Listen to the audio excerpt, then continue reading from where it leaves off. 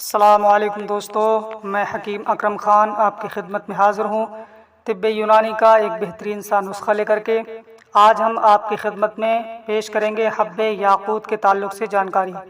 तो दोस्तों, वीडियो शुरू करने से पहले आपसे गुजारिश है कि अगर अभी तक आपने हमारे चैनल को सब्सक्राइब नहीं किया है तो हमारे चैनल को फ़ौरन ही सब्सक्राइब कर लीजिए और बराबर वाले घंटी के बटन को दबा दीजिए ताकि हम चैनल पर जो भी वीडियो अपलोड करें वो सबसे पहले आपके पास पहुंच सके और आप सबसे पहले उस वीडियो से फ़ायदा उठा सकें और दूसरों को फ़ायदा पहुंचा सकें।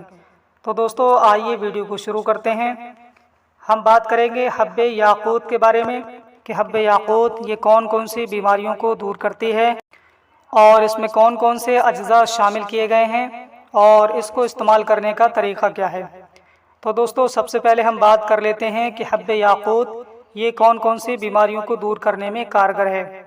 तो हब्बे याकूत ये आज़ाए रईसा को ताकत देती है, यानी वाइटल ऑर्गन्स को ये ताकत देती है, जैसे कि दिल, दिमाग और लीवर वगैरह, इनको ये मजबूत बनाती है, इनकी कमज़ोरी को दूर करती है और क़ुव्वत मर्दाना को बढ़ाने के लिए बेहतरीन दवा है।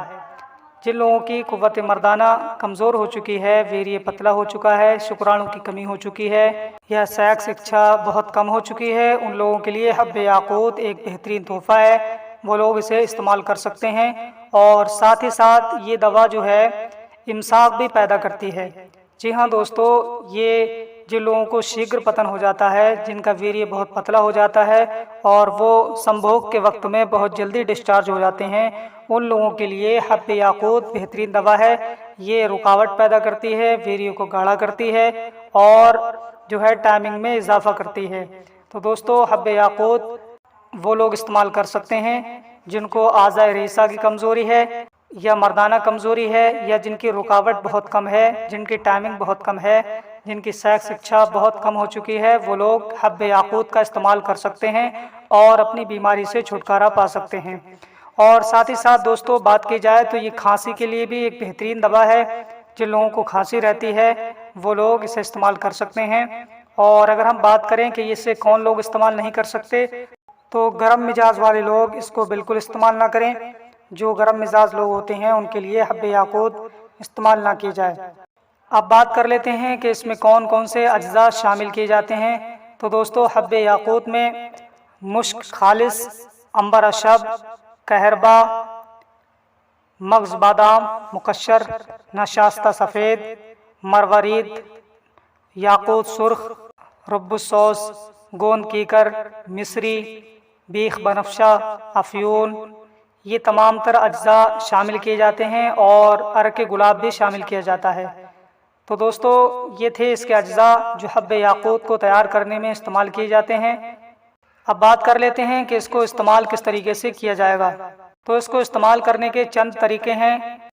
तो जो लोग मर्दाना कमज़ोरी के शिकार हैं, क़ुव्वत मर्दाना बढ़ानी है, तो उनके लिए एक गोली लबूब कबीर के साथ में इस्तेमाल की जाएगी या जवारिश जालिनोस के साथ में या जवारिश जालिनोस लुलवी के साथ में इस्तेमाल करेंगे।